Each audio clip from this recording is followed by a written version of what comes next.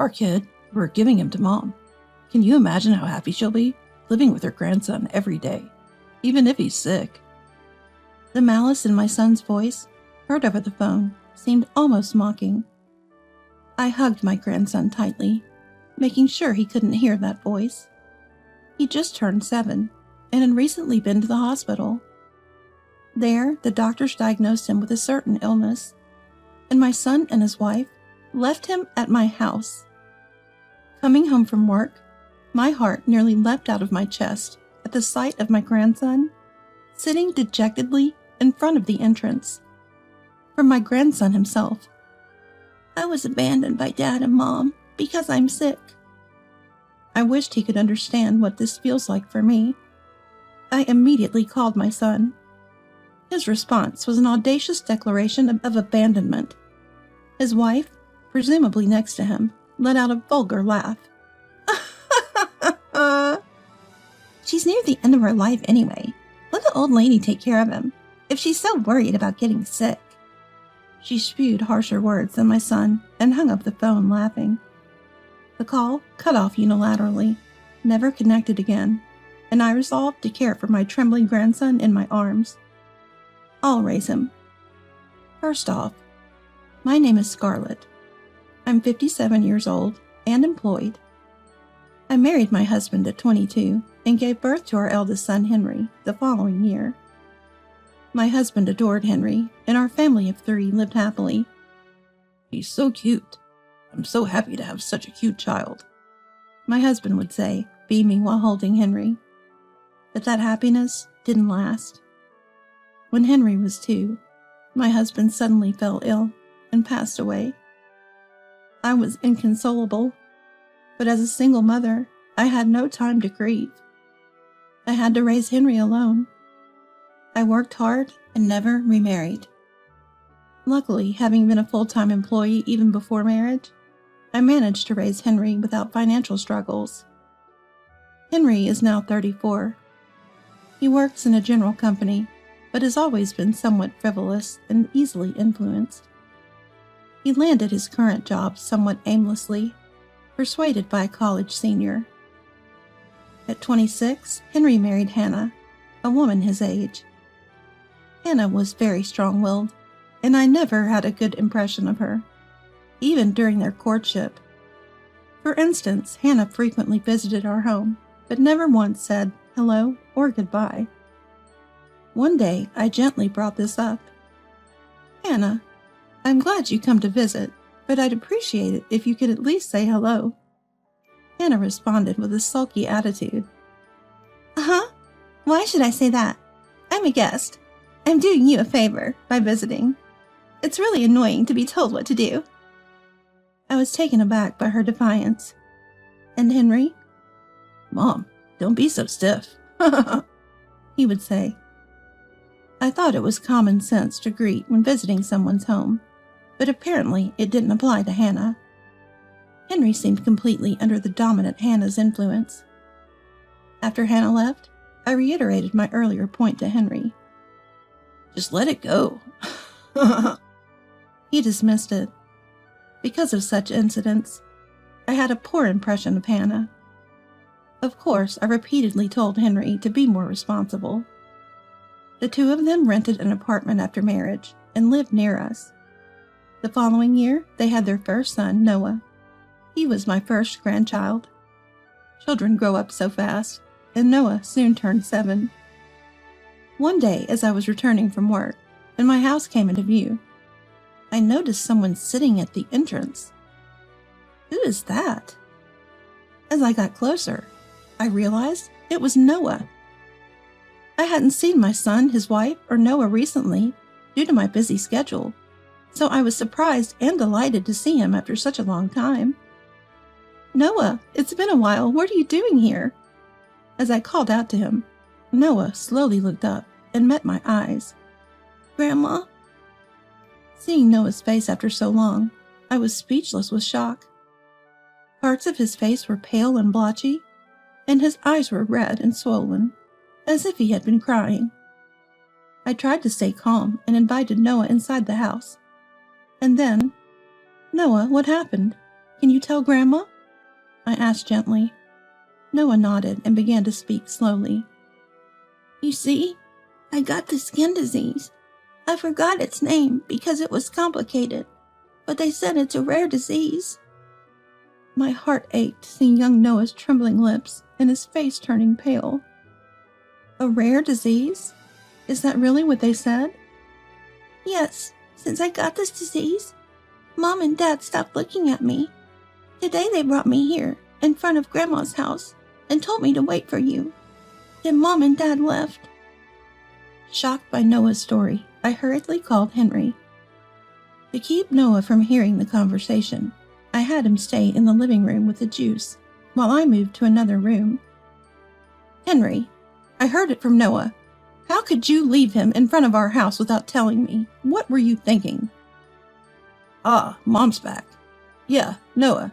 He's got this rare disease called simplex pityriasis. It's a real hassle, you know. Simplex pityriasis. I remember hearing that name before. It had been featured on TV once. I'm sure it was a skin infection. If I recall correctly, it's a skin infection common in children, not a rare disease. Is that a rare disease? We were told it's simplex pityriasis by the dermatologist. It's a difficult name, so it must be a rare disease, right? So we thought if we get it, that'd be bad.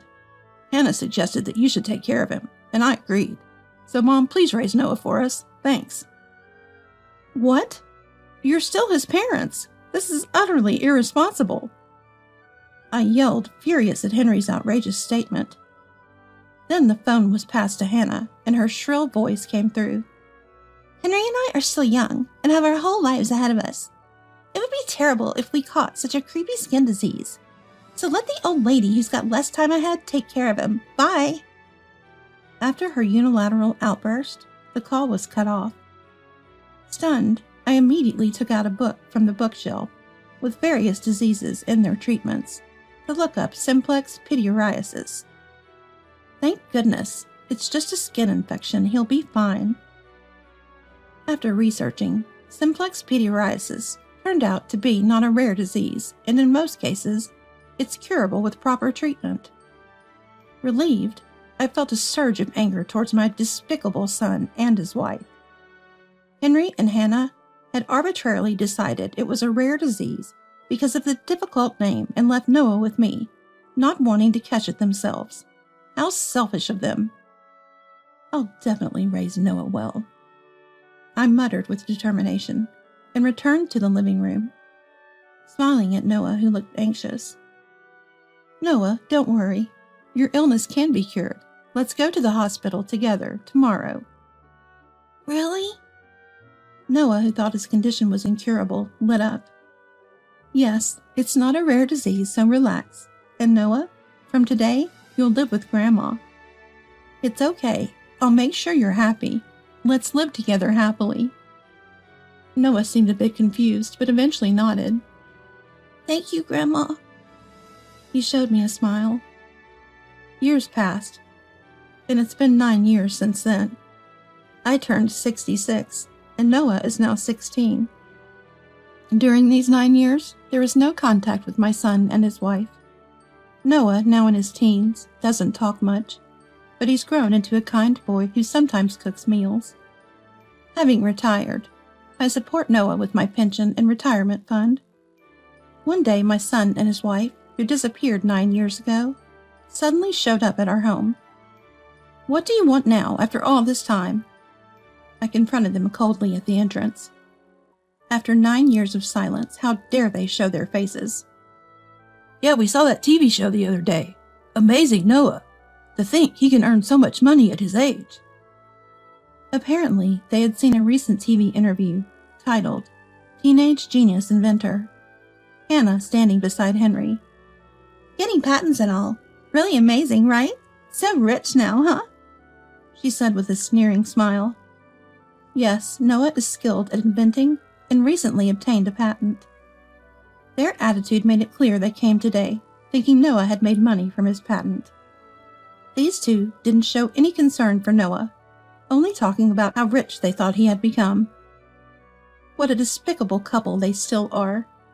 Then Noah appeared behind me. He must have heard our conversation. Hey, Noah, we've come to get you. A son is still a son, even if he's suffering from illness. Let's live together again with Dad and Mom. Henry's exaggerated behavior seemed forced. To this, Noah coldly replied, Who are you? Noah, now a high school student, was old enough to understand. He must have realized from the conversation that his parents were only after money and had no affection for him. The son and his wife seemed surprised by Noah's indifferent attitude, but quickly recovered and started talking about various things. And then, Noah has a disease, so his life will be very difficult. That's why Hannah and I will support him, Henry declared. What? You abandoned me, and now you're acting all high and mighty? Don't start acting like a dad now. Noah, having listened to them for a while, clicked his tongue in disgust and laughed it off. I was astounded that they still believed Noah had a rare disease. His skin condition had completely healed by now. Henry and Mrs. Hannah, you've been mistaken all this time. Noah doesn't have a rare disease. Simplex pityriasis is a common skin infection in children. Noah recovered completely in about a year. My explanation left my son and his wife speechless. Then Henry suddenly changed his tone. We were deceived. This is a joke. Why didn't you tell us such important information? He yelled. Following him, Hannah also. You were kidnapped by this old lady. She took you for 9 years. Give back our child. You kidnapper! Shouted Hannah. Despite their noisy ranting, Noah calmly took out his mobile phone from his pocket and called the police. The police are on their way. Also, just to clear up any misunderstanding, getting a patent doesn't instantly make you rich. It only starts to pay off when businesses use the technology. And then I receive royalties. It's not some groundbreaking discovery, nor a widely used patent, so it's not likely I'm rich. All the money I've received so far has gone to cover materials, so I don't have any money. After Noah explained this, the couple turned red with anger. What the hell? Then why did we come here? They exploded in fury. Seeing this, Noah sighed. I don't know. You came on your own, and now you're angry for no reason. Just go home. Noah laughed, to which Henry exclaimed, Don't be so insolent. Henry's fist was clenched, ready to strike Noah, but I quickly stepped forward. Just before Henry could hit me, a loud male voice called out, Stop it! It was a police officer outside the window. Seeing Henry's aggressive stance, they had moved in quickly. Another male officer quietly entered from the front door, stepping between us and Henry. Henry swung his clenched fist, laughing as if nothing had happened. Then to Noah, Don't get cocky just because you're an inventor or something. Live with your grandma forever. He spat out these words and left. The police asked about our well-being, to which we replied we were safe. After explaining the situation to them, they advised not to let my son and his wife into the house again, and I nodded in agreement. The police reassured us they would help if anything else happened. After the police left, worried about Noah's mental state, Are you okay? I asked. Even though he acted tough, being treated like that by his own parents must have hurt. But Noah said, It would be a lie to say I'm not shocked. I thought I knew my parents were the worst for abandoning me after misinterpreting a doctor's diagnosis as a serious illness. But I never thought they were both that stupid. Thinking I'd be rich just because of a patent, spouting nice words. Did they really think I'd agree to live with them again? He sighed deeply, clearly displeased, and ruffled his hair. But the next moment, he narrowed his eyes and looked down at me. More importantly, Grandma, why did you try to protect me when I was about to be hit? I'm already 16 and bigger than you. I don't need protection. Noah told me this with an exasperated tone. I couldn't help but feel the same. What are you talking about? No matter how old you get, you want to protect your child. It's not about how big you are. I answered him seriously. and Noah groaned in a low voice before turning his back. I'd hate it more if you got hurt, he said awkwardly and went back to his room. It seems he was worried about me. I felt happy, realizing Noah had grown up to be kind. After that, I immediately contacted a certain person. A few days later, I, along with that person, went to the house where my son and his wife now lived. As I rang the doorbell, Henry lazily opened the door and was shocked to see me and the person beside me. John? Why? The person next to me was Henry's friend, John. Startled by Henry's voice, Hannah also came from the back. Mr. John? Her face turned pale. Ignoring me, the couple trembled at John's visit. It's been a while, Henry and Hannah. John spoke, and Henry with intense curiosity asked, How did you find this place? I answered Henry's question. When you came to our house the other day, you were bragging to Noah that you now live in a house in Portland. I didn't miss that. What? But how did you know exactly where we live? We didn't mention the specific address, Henry said in a panic. Right. That's why I hired a private detective to locate your address. Private detective? That's unfair. It's no different from stalking. Then you were easily found. That's why I contacted John, and the two of us came to see you today. It's cowardly to use a public trust. It's no different from a stalker. Henry screamed, but John glared at him. I have no sympathy for scammers. More importantly, Henry, Hannah, I want my money back. John's firm voice filled the room. At his words, the couple shuddered in surprise. Yes, John, a friend of Henry, had lent them money. I learned about this fact after my son and his wife had disappeared.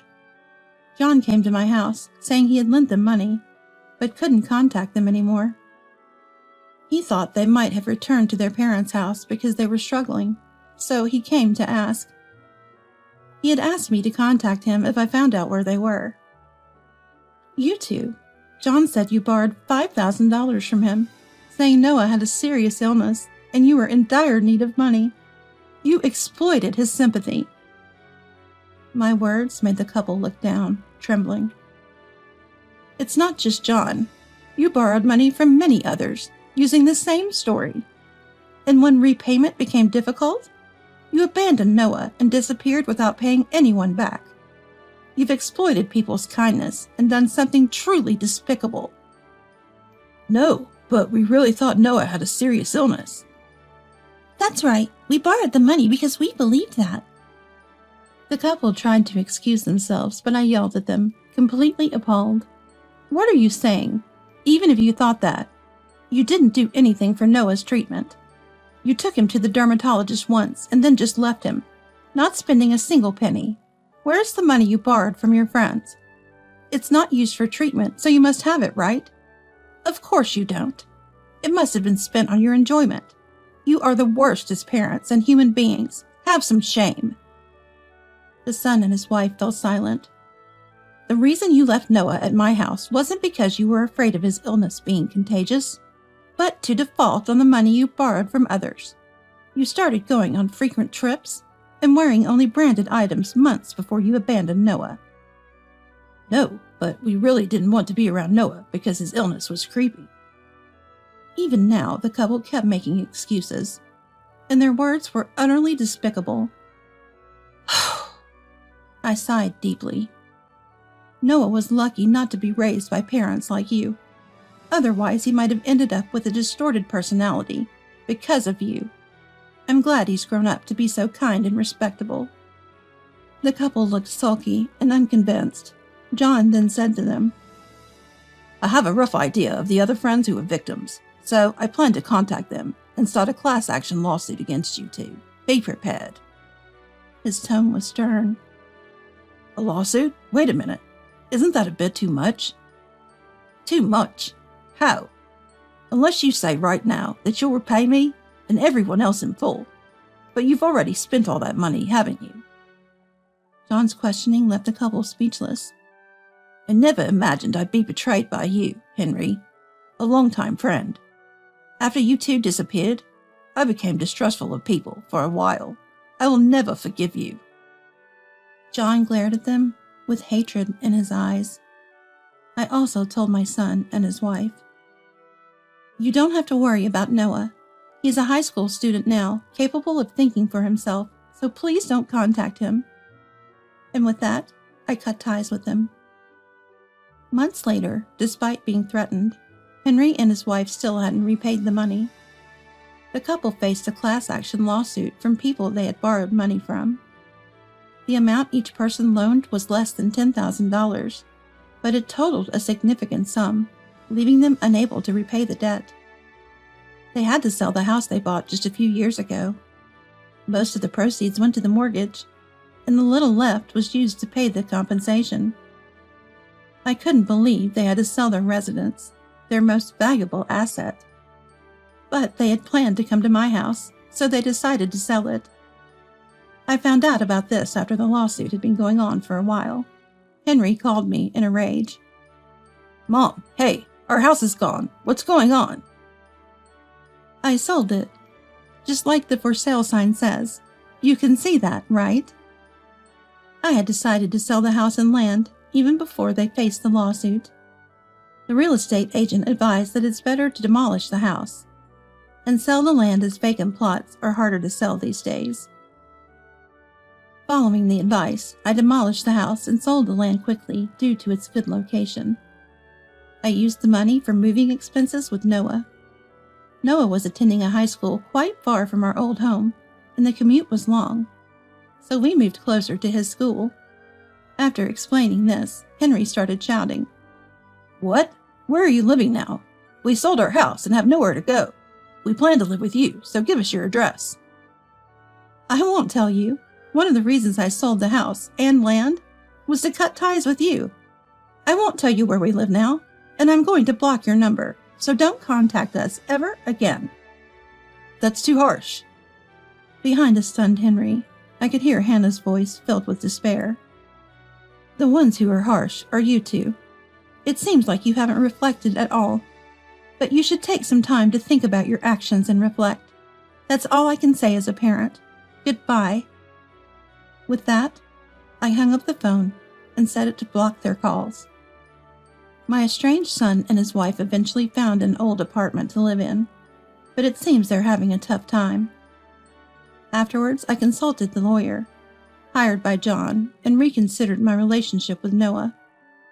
Until now, I had raised him as a substitute parent, being his grandmother. However, now Henry and his wife's presence was having a negative impact on Noah. So I thought about becoming Noah's parent legally, adopting him as my son. If recognized, I would need to split my inheritance between Noah and Henry when I pass away. This would be an effective way to prevent Henry from taking everything. I decided to confirm Noah's feelings. "Noah, I'm thinking about adopting you, not just as grandmother and grandson, but legally as mother and son. What do you think? Of course, I want to respect your feelings." After my question, Noah was silent for a while. "Yeah, I want to be officially your son." He smiled shyly. Having confirmed Noah's feelings, I contacted the family court with the help of the lawyer. Due to Henry and his wife's deplorable actions, the adoption was approved relatively easily. Noah, being 16 years old, must have also played a significant role. Noah and I successfully completed the adoption process. Although Noah is still in the midst of adolescence, I was very happy that he chose me over his biological parents. Noah, skilled in inventing, continues to take on various challenges, and I enjoy a peaceful life, looking forward to his growth.